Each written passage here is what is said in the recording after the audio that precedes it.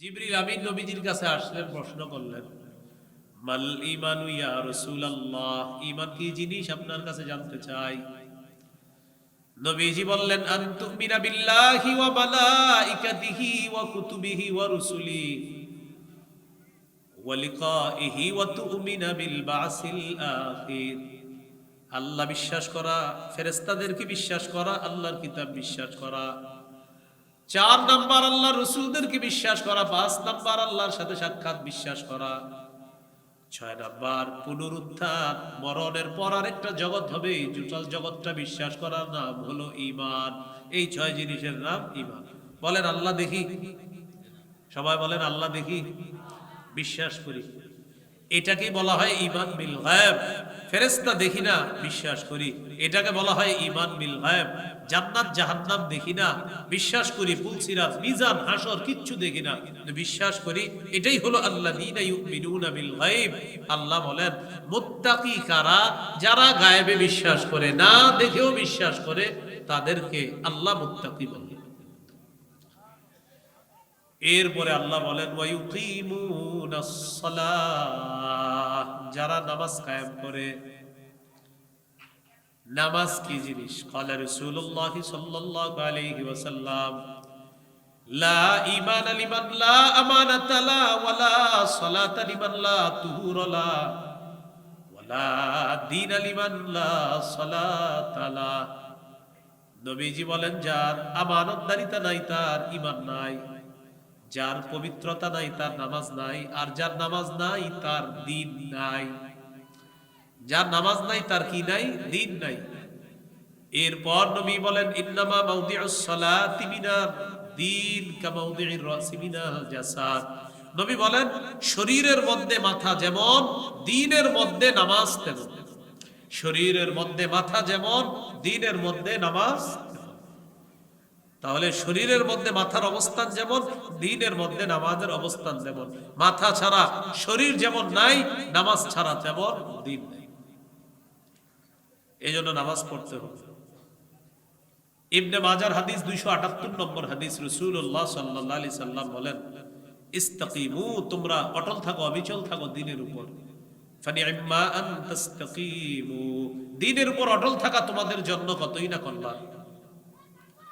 এরপরে রাসূলুল্লাহ সাল্লাল্লাহু আলাইহি সাল্লাম বলেন, ওয়া'লামু আন্না মিন আফযালি আ'মালিকুম আস-সালাহ।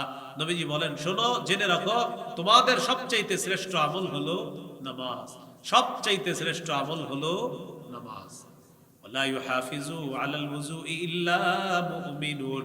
নবীজি বলেন, মুমিনরা যত্ন সহকারে ওযু করে। মুমিনরা যত্ন সহকারে ওযু করে। আবার মুমিনদেরকে আল্লাহ হুকুম করেছেন যত্ন সহকারে নামাজ পড়তে। সূরা বাকারা 238 নম্বর আয়াতে আল্লাহ বলেন, হাফিজু আলাস সালাওয়াত, তোমরা নামাজ সমূহের প্রতি যত্নবান হও। সূরা বাকারার 43 নম্বর আয়াতে আল্লাহ বলেন, আকিমুস সালাত, তোমরা নামাজ কায়েম করো। সূরা তাহার 14 নম্বর আয়াতে আল্লাহ বলেন, ইন্নানি আনাল্লাহু লা ইলাহা ইল্লা আনা ফা'বুদনি ওয়া আকিমিস সালাতা লিযিকরি। আমি আল্লাহ, আমি ছাড়া কোনো ইলাহ নাই, আমার ইবাদত করো, আমার শরণার্থে নামাজ কায়েম করো। সূরা হুদের 114 নম্বর আয়াত, ওয়া আকিমিস সালাতা তারাফাইন নাহার ওয়া যুলাফাম মিনাল লাইল। দিনের দুই প্রান্তে নামাজ কায়েম করো এবং রাতের কিছু অংশেও নামাজ পড়ো। দিবসের দুই প্রান্তে নামাজ কায়েম করো, রাতের কিছু অংশেও নামাজ কায়েম করো। সূরা আনকাবুতের 45 নম্বর আয়াতে আল্লাহ বলেন, উতলু মা উহিয়া ইলাইকা মিনাল কিতাবি ওয়া আকিমিস সালাহ। আপনার প্রতি যে ওহী প্রেরণ করা হয়, কিতাব, যে কিতাবের যে ওহী হিসাবে আসে আপনার কাছে, এটা আপনি তেলাওয়াত করেন। ওয়া আকিমিস সালাহ, নামাজ কায়েম। কি কায়েম করেন? নামাজ কায়েম করেন। নামাজ কায়েম করা দ্বারা 5টা উদ্দেশ্য। কয়টা? 5টা। 1 নাম্বার আল মুহাফাজাতু আলা শুরুতিস সালাহ, নামাজের পূর্বে কিছু শর্ত আছে, এই শর্তগুলা গুরুত্ব দেওয়া। শরীর পাক, কাপড় পাক, নামাজের জায়গা পাক, সতর ঢাকা, কিবলামুখী হওয়া, ওয়াক্ত মতো নামাজ পড়া, নামাজের নিয়ত করা। এক নাম্বার শরীর পাক করা, নামাজের আগে চেক করতে হবে শরীর পাক আছে কিনা। এই পাক পবিত্র চেক করা মানে নামাজ কায়েম।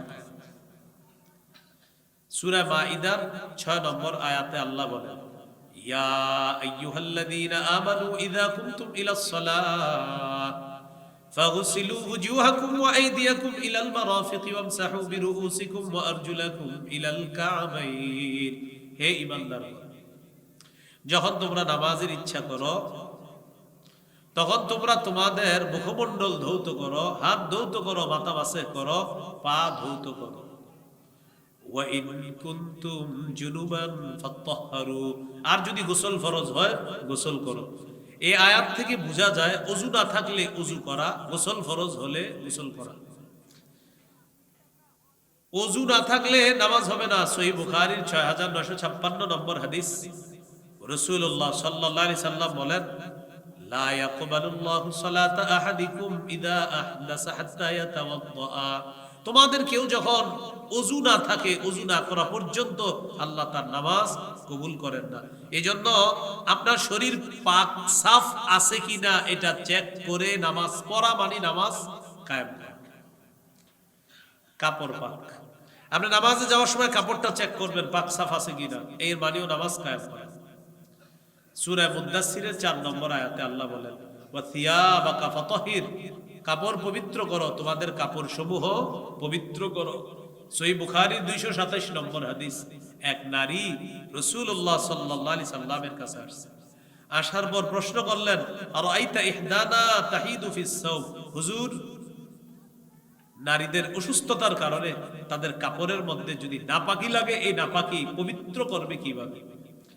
নবীজি বললেন, তাহুত্তুহু, এটা ঘষে উঠাবে, সুম্মা তুকরিসুহু বিল মা, এরপর পানি দিয়ে রিগড়িয়ে নিবে, ওয়া তানদাহুহু, এরপর কাপড়টা চিপবে, এরপর কি করবে? এটা শুকাতে দিবে, শুকানোর পর পবিত্র হবে, সুম্মা তুসাল্লি ফিহি, এরপর সেই পবিত্র কাপড়ে নামাজ পড়বে। এই হাদিস থেকে বোঝা যায় নামাজের পূর্বে আপনার কাপড় পবিত্র আছে কিনা এটা চেক করবেন। এই চেক করা মানিও নামাজ কায়েম করা।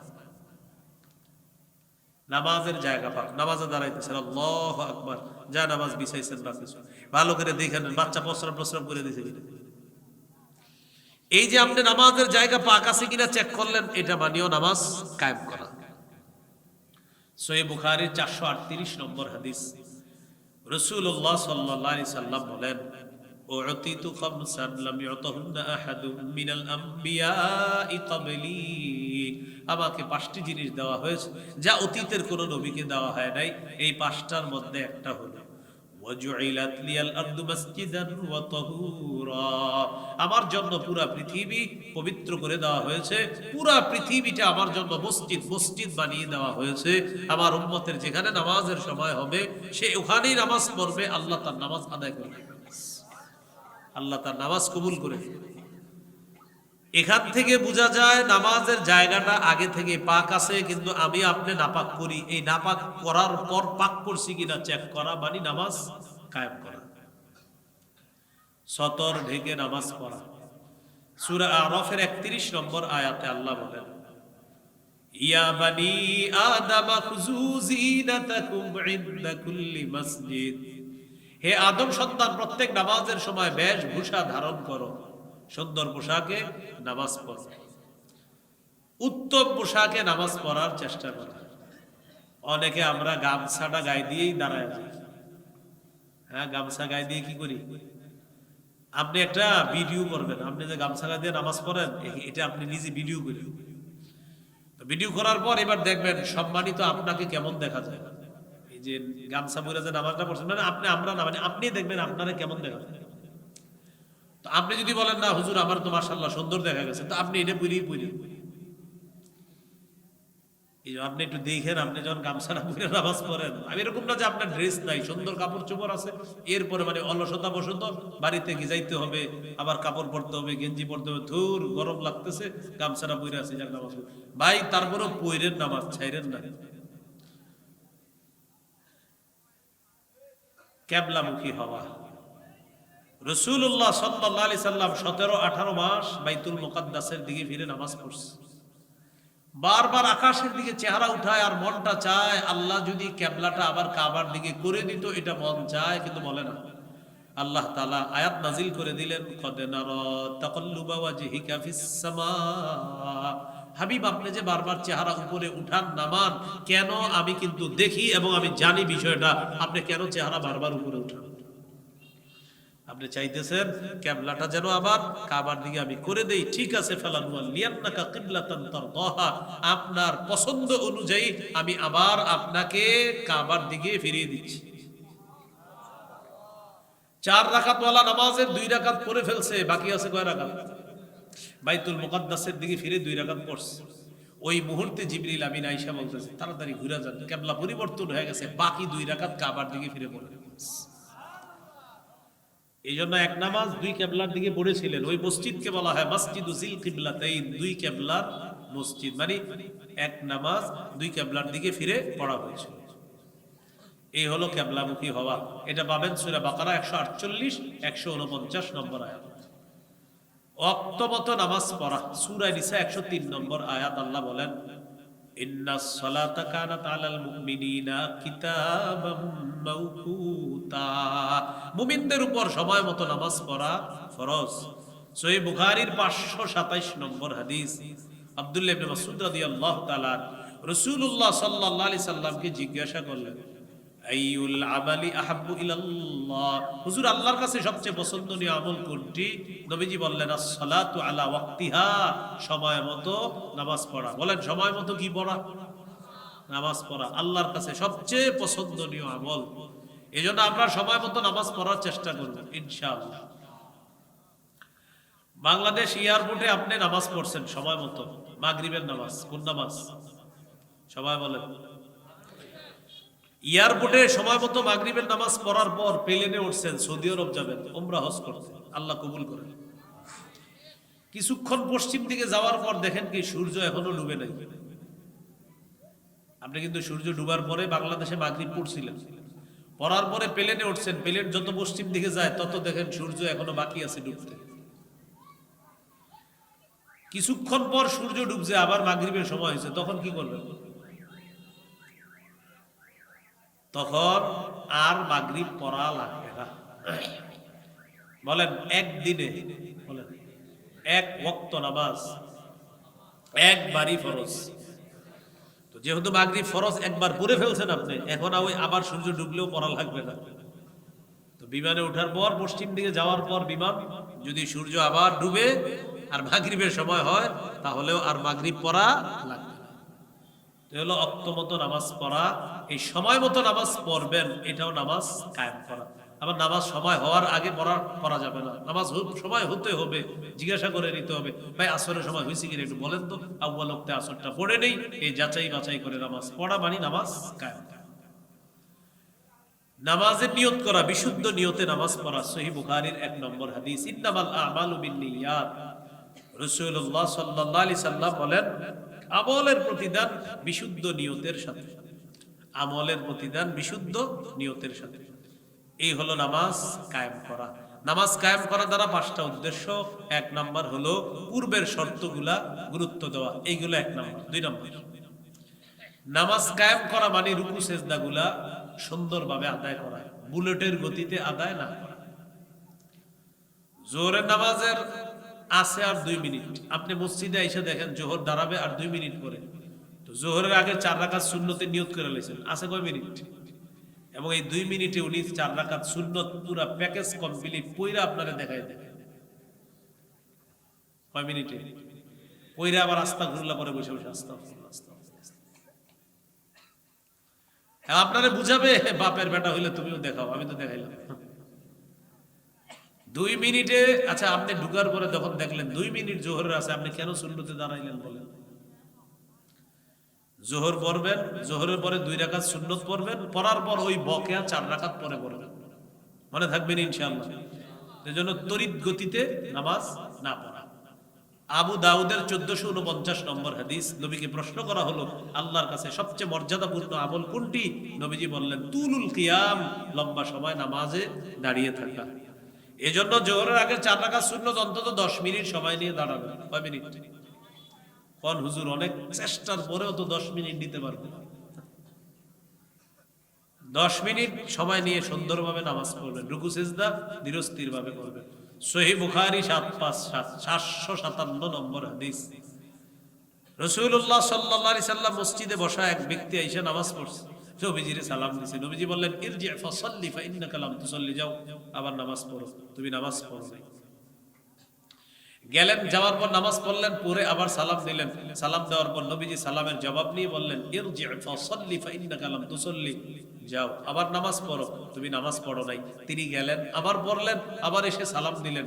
নবী বললেন ইরজি ফাসাল্লি ফাইন্নাকা লাম তুসাল্লি, যাও নামাজ পড়ো, তুমি নামাজ পড়ো নাই।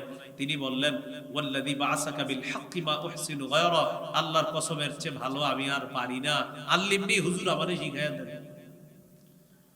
রাসূলুল্লাহ সাল্লাল্লাহু আলাইহি সাল্লাম বললেন ইদা কুনতা ইলাস সালাহ ফাকাব্বির, যখন নামাজের মধ্যে দাঁড়াইবা আল্লাহু আকবার বলে নিয়ত বাঁধবা, আল্লাহু আকবার বলে হাত বাঁধবা।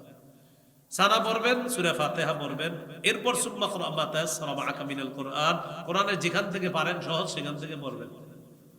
সুম্মা রকা, এরপর রুকু করবেন, হাত্তা তাতমাইন্না রাকিআ, ধীরস্থির ভাবে রুকু করা। সুম্মা রফা রাসাকা মিনার রুকু, রুকু থেকে মাথা উঠাবা, হাত্তা তা'তাদিলা কাইমা, সোজা হয়ে দাঁড়াবা। আমাদের অনেকে বাঁকা হয়ে থাকে, আর বুঝা ইমাম সব তাড়াতাড়ি সিজদায় যান, আমি পারতাছি না, আপনি উঠেন তাড়াতাড়ি। এরকম রুকুতে দেখবেন উনি এমনি কিন্তু সুন্দর মানুষ, কিন্তু রুকুর থেকে উঠা এইভাবে থাকে, মানে উনি সিজদাতে যাবে। তো যাক, রাকাতে যেহেতু একটা রুকু, এজন্য আল্লাহ বাঁচাইছে যে ওনার রুকু মোটামুটি বাঁকা বোকা হয়ে হলো, আল্লাহ জানে কতটুকু হইছে।